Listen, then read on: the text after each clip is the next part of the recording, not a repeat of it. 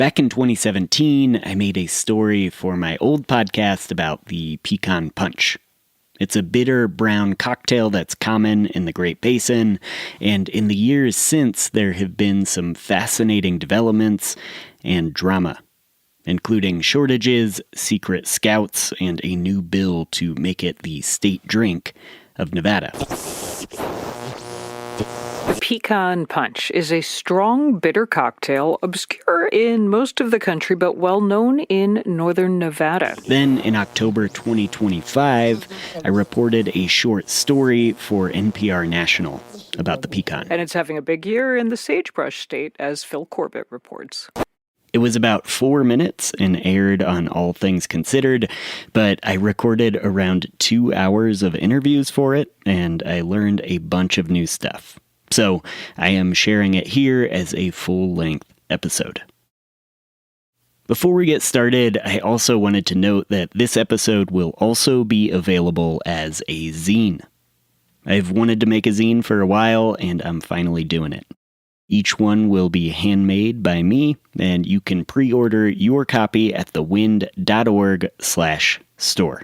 I'm hoping to make more physical media, and I think this is a good start. That's thewind.org/store. All right, here we go.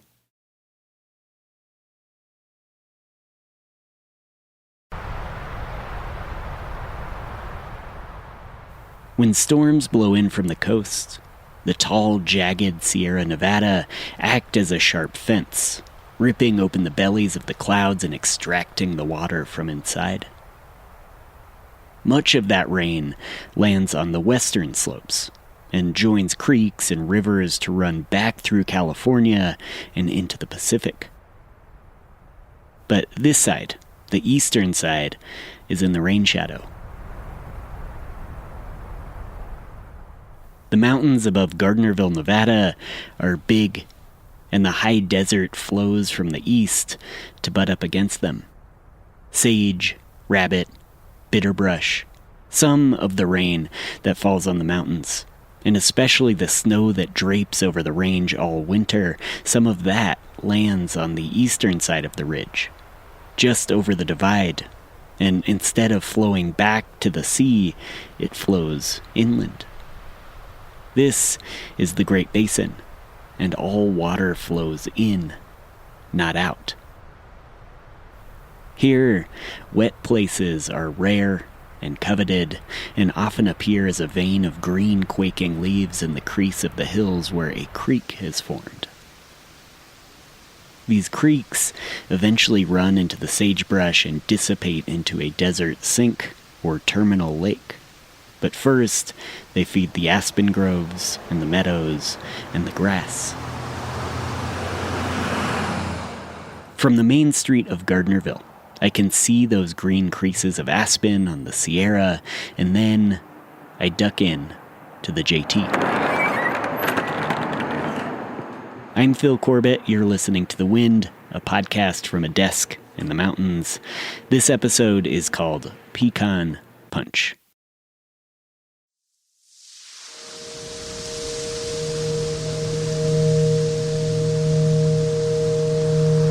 The Wind.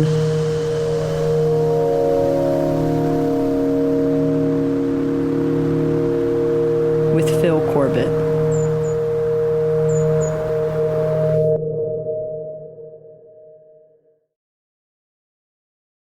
The pecan is a cocktail that you can only define by describing what's around it.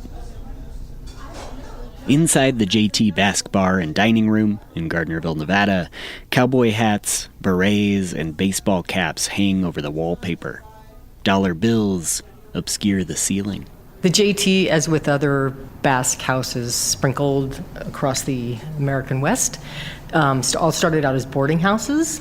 We were places where immigrants newly arrived could come make contact with an innkeeper who spoke their language, a place that had food that they were familiar with, where they could make connections to get jobs, newly arrived in this country, a kind of home away from home for immigrant Basques who were mostly coming over to herd sheep. Marie-Louise Leckenberry co-owns the place with her brother J.B. Their dad bought it in 1960. He had 3 other brothers, and he was the first of them to immigrate. After he came, the others followed. Those other 3 brothers worked for a few years and then went back to the Basque Country, like most Basques did. My father stayed and made his life here. At the time, the JT was just one of many Basque hotels scattered across the West. There are fewer now, but still a handful. A lot of Basques from the mountainous region between France and Spain settled here at the foot of the tall mountains in Nevada. It's this very ancient people with this very ancient language and these very ancient, well-maintained traditions and customs set against the backdrop of the Sierra Nevada, set against the backdrop of the sea of sagebrush. Etienne Leckenberry, Marie's nephew, has been tending bar here since he was 21, and he's taken on a bigger role lately in running it. The landscape we inhabit makes as much of an effect on us as we do upon it, The bar and restaurant is a rare place that feels like it's carved out a sort of refuge from current trends in aesthetics and profit-first or profit-only business practices. It has one TV, and it's fairly small and old, and it's up in a spot where you kind of have to crane your neck to see it. People check the score of whatever big game is happening, but it's not blasting commercials in your face, and no one's sitting there watching it on autopilot. There's also carpet in the bar, which, taken with the old hats on the wall, act as an incredible acoustic damper. So everyone's talking to everyone else, and it's lively, but you can hear everything clearly. There's no fake wood printed vinyl. It's not trying to be anything. It just is. And you walk in, and you see your high school history teacher, and a guy you used to work construction for, and you pull up a stool, and you order a pecan punch. Picon Punch. Picon Punch. Pecan Punch. Picon Punch. Pecan Punch. You're sitting in the bar. You've just ordered your first Picon Punch. You look around, and 9 out of 10 people are also drinking a Picon Punch. You look in the dining room, almost every table's got a Picon Punch. So it's convivial. You are with a community of people who have come here to share that experience. For years, it's been the unofficial state drink of Nevada. In today's parlance, I would say it's very spirit forward. Back in the day, we would say, careful, it packs a punch. It's called a pecan, P-I-C-O-N, and it has nothing to do with a P-E-C-A-N, the nut. When people ask, what is that? I say, it's a dash of grenadine, Too much grenadine makes it way too sweet. a shot of Amer pecan, which is an orange rind liqueur, You're gonna do a shot of that, a splash of club soda, and then you're gonna wanna mix it up to make it all blend. with a float of brandy and a lemon twist. There you are. You have a pecan punch. Most of the cocktail is one ingredient, Amer pecan. That is where the name comes from, and it's also where the drama is. It's a French liqueur named after its inventor Gaëtan Picon, who concocted it in Algeria in 1837 from orange rind, gentian root, and cinchona bark, among other secret ingredients. Amer is the French word for bitter, similar to its Italian counterpart, amaro. In the late 19th century into the early 20th, it was a popular aperitif in France. I imagine that, a lot of the Basques coming from the French side of the Basque Country, in the Basque hotels, that was a liqueur that was imported because they were there, and somebody came up with the cocktail. The earliest mention I could find of the cocktail was from Visalia, California in 1895.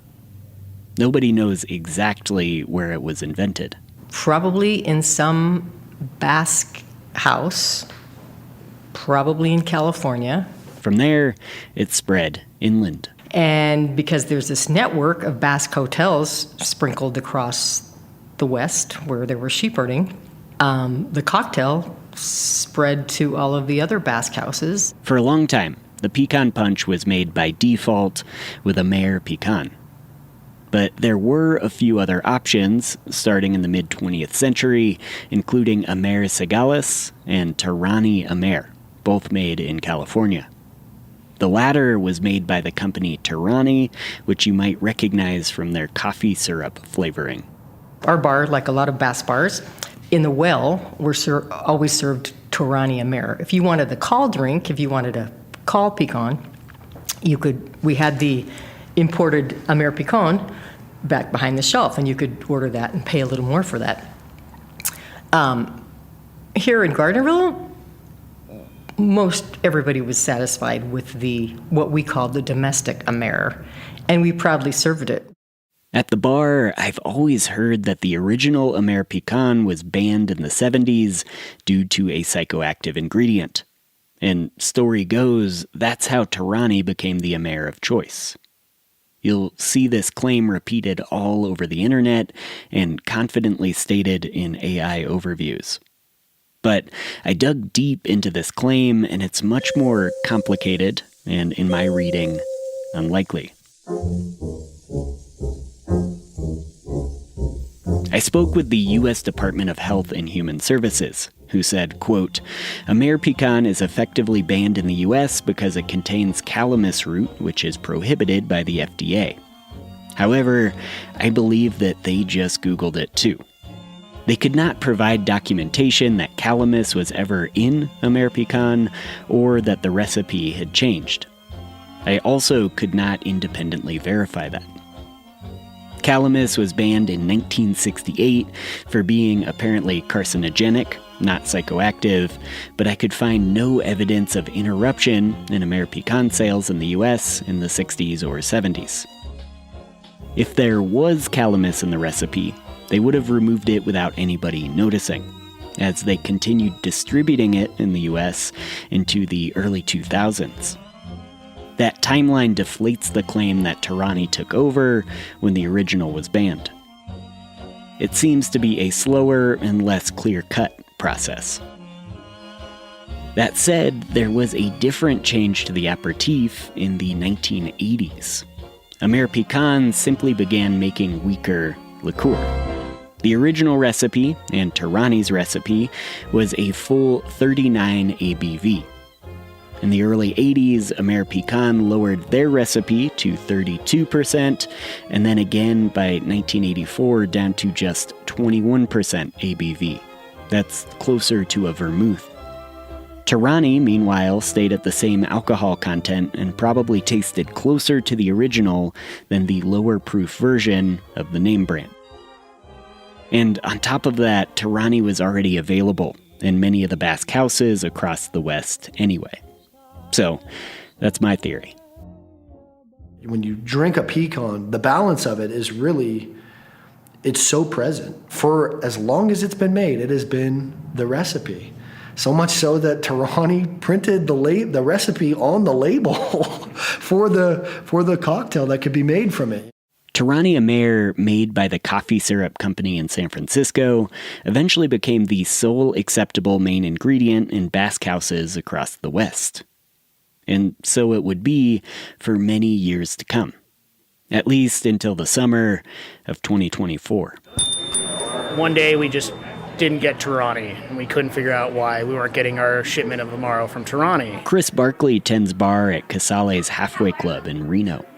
It's an old-school Italian joint with checkered tablecloths and red leather booths and signatures all over the walls. Well, you see a brown cocktail sitting in front of you on a wood bar, and it just kind of works. You know, aesthetically, I would say it does work. The restaurant is in a small 2-bedroom house. The front windows look across the old Lincoln Highway to the railroad tracks, and it's been family-run since the 1930s. A portrait of the late Inez Casale and her son Tony is displayed behind the bar on top of an old cash register, outlined by a concentric ring of artifacts from memorable nights. The written scores of dice games from decades ago, photos, license plates, empty bottles of Tarani and Malort, fading photos of baseball players, and here, too, there is just one small TV tucked into the corner. Though not a Basque house, Casales is a place people specifically go for a pecan. And it was the first place that I ran into the shortage. Nobody really knew for a couple weeks what was going on until I eventually heard through a random rumor mill that there was something in the ingredient with the Torani Amaro that they couldn't ship over state lines from California. So it was difficult to find anywhere here in town unless you found a place that had a stockpile of it and you could maybe go barter and buy some off of them or something like that. But it was hard to really find anything, damn near impossible. And when you try to find a substitute for it, it just wasn't working. What were you feeling as a bartender who serves a lot of these things?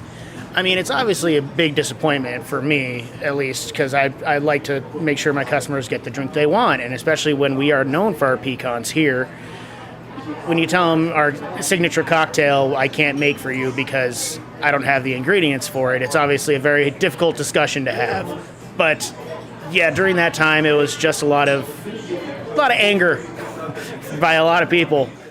As I hit stop on the recorder, 4 tourists walk in and sit at the bar. They ask about my microphone, and I tell them the story, and we all order a round. Okay, let's try it. Yeah, all right.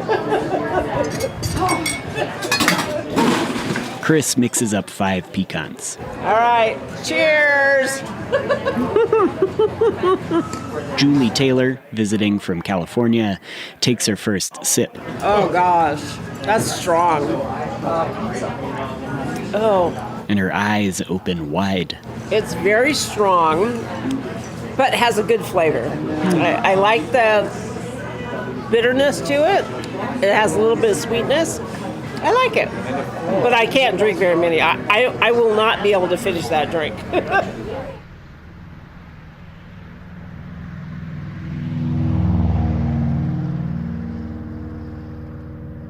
The Picon Punch has a poetic resonance with northern Nevada. It's quite brown, often maligned, and almost always explained as an acquired taste. But once you learn to find the subtlety, it's really quite lovely.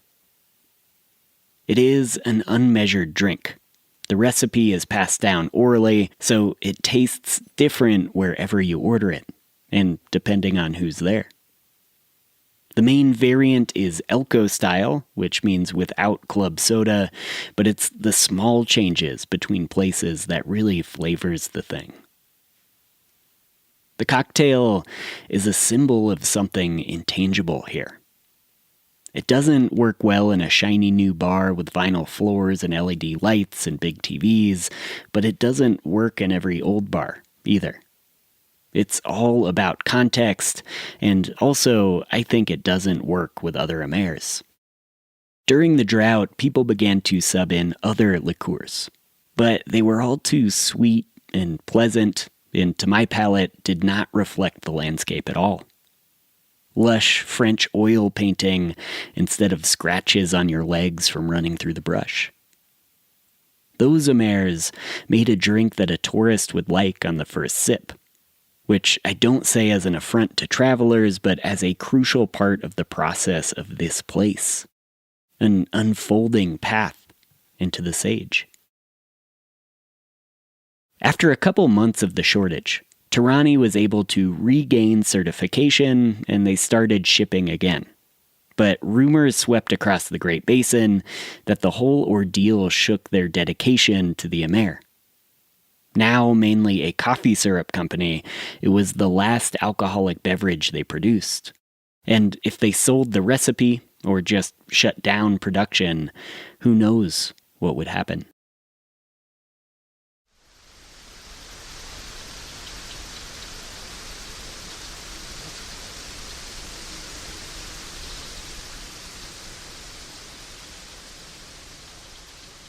Basque immigrants ended up in this part of the world starting with the California Gold Rush, and on into the 20th century. Though many weren't necessarily sheep herders back home in the Basque Country, animal husbandry and living close to the land were both big parts of the culture. So a lot of Basques picked up shepherding jobs in the States. The life of a western sheepherder was lonely. They'd be given a flock and sent up a creek for months, sometimes in the Sierra Nevada, sometimes further afield in the desert ranges that scratch across the interior Great Basin. They'd sleep in the shade of the aspen groves, fight off predators, carve their names into the bark, and at the end of the season, they'd head back into town to a Basque hotel. The life that they lived, those herders, they were so determined in their work. You know, many of them lost their minds.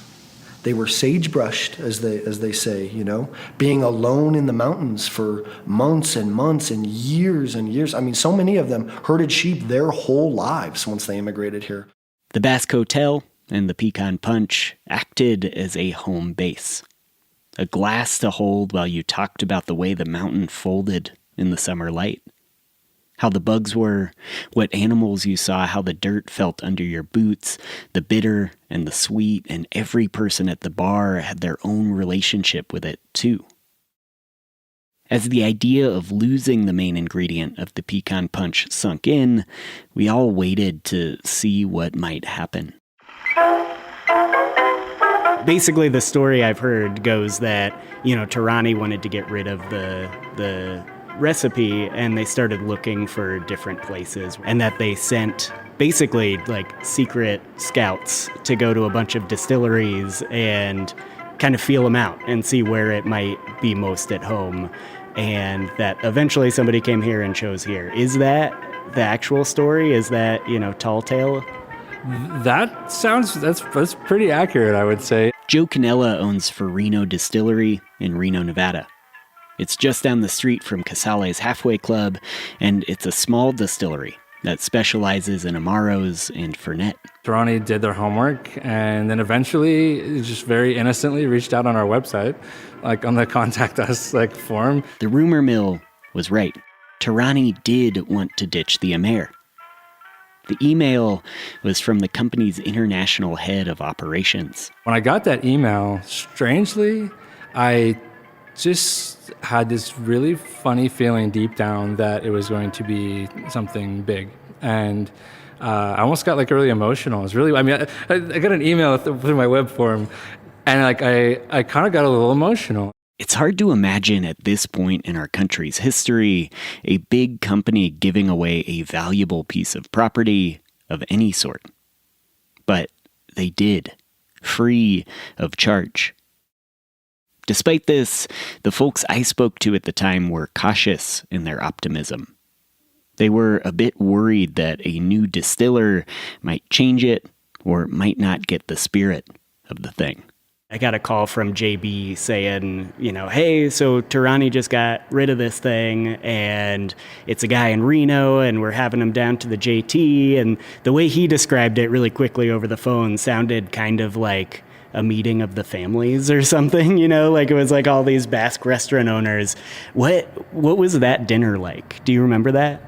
Yeah, and it was wonderful. It was definitely a little bit of all right, we now have this important component of this thing, this very important Nevada thing, and obviously Nevada Basque thing. Here we are, kind of joining, like you said, a seat at the table, so to speak. And it was, I in my mind, I was like, this is very important. We're here mostly to kind of get to know each other. So I wasn't trying to talk too much shop in that first meeting. It literally was just hey, hi, and what the Tarani Amer means, and how, and I understand how important it is. So it's we all kind of understood the importance of this thing for each other, for the state, and so yeah, it was a very interesting dinner. It was cool. They gave it to him. Again, the commendability of an action like that, of having a product that has a value, that has a real worth, it has a real market, and just knowing that they just wanted to be done with it, and not closing the doors on it, and not selling out, but not to the highest bidder, not to somebody who's just going to do whatever they want with it, but to somebody who truly deserved it. The recipe changed hands and became Farino Amer. In a strange stroke of cosmic luck, or coincidence, or something, there was other big news in the world of the pecan. A new push had begun in the state Congress to make it the official state drink of Nevada. Similar efforts had failed several times. There's a hilarious transcript from 2013 where a state lawmaker asks why on earth they would want to honor a drink that tastes like aviation fuel. But this time, it seemed to have legs. It was mainly because in a legislative juke, it got tacked onto a different bill which would allow bars to sell cocktails to go, the way they did during COVID. Then, in June 2025, at the very end of the session, it snuck through. And as I record this, the Picon Punch is now the official state drink of Nevada. I feel like a steward of this thing. It wasn't my thing. It's like you said, kind of stumbled into it. So for me, it was just important to do a very good job of continuation. That was my goal. After the shortage, many places stocked up on Torani, just in case. But almost a year after the switch, that stock has run out. And Farino Amer has now replaced Torani pretty much every place I've been to. It tastes just slightly different. Just a touch brighter, which makes sense changing facilities and landscape, but to my palate, it easily passes. And most importantly, it has the right spirit to it. It's about paying attention to what's happening around you. You become acclimated. And people coming to Nevada for the first time, they look out and they say, there's nothing here. And it doesn't take them very long to feel what that ocean of sagebrush just did to you. And I would say that's very similar with the Picon Punch. You start to get into it, and suddenly you're there. The Picon Punch is a drink you can only define by describing what's around it. Every winter, when they lived in Sacramento, they got this cute place. Back at the JT, the summer storm hanging over the Sierra stays where it is, raining into the mountain, but not a drop over here in the sagebrush. The evening is warm, the air clear, and people begin to stream in for early dinner. And 9 out of 10 have a pecan in hand. There's a saying, one's not enough and three's too many, right? How much do you respect the thing? It's like you don't overdo it on the wine at church, You're allowed your sacrament. And that's really what it is. It is, like Marie-Louise describing the community of it and the convivial, how it is a thing that you become a part of. It is in no small way a sacrament of the Basque restaurant and boarding house. And it demands and it requires respect. And 2 really is the magic number, right? We're giving you one more than the church gives you.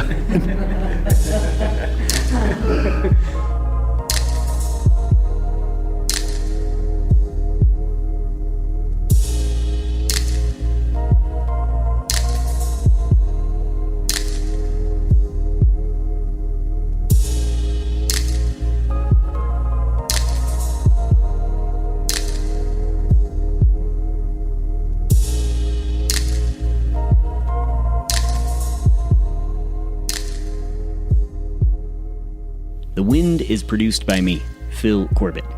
This independent podcast is made with listener support. If you'd like to help make this show possible, head to patreon.com/thewind and set up a monthly donation. You could also sign up for free to get updates. Also, as mentioned, this episode is available or will be available as a zine. The zine is called How to Make a Picon Punch, and it's available on the website at thewind.org/store. The reporting for this episode was originally for NPR's All Things Considered. I will link that short version on the website, thanks to them for hiring me. I also have a video explaining how to make one filmed at my desk. All of that at thewind.org. Thank you to Marie-Louise, Etienne, JB, and Anna Leckenberry, along with Ryan Lamb and the whole staff at the JT for keeping it real. There is a brand new documentary called Picon Land by friend of the show Mark Maynard and Richie Bednarski. Mark helped out with some of the research, and I highly recommend this film, which talks to folks all over the region. Thanks to Gage Smith and Mike Higdon, who spoke with me for the 2017 version, Joe Canella, Chris Barkley, Ravenna Koenig, Sydney Martinez, Lucas Starmer, Mark Nesbitt, Mike Branch, Scott Mortimer, Eleanor Quall, Emily Pratt, Sierra Jickling, and everyone who's ever picked up a round.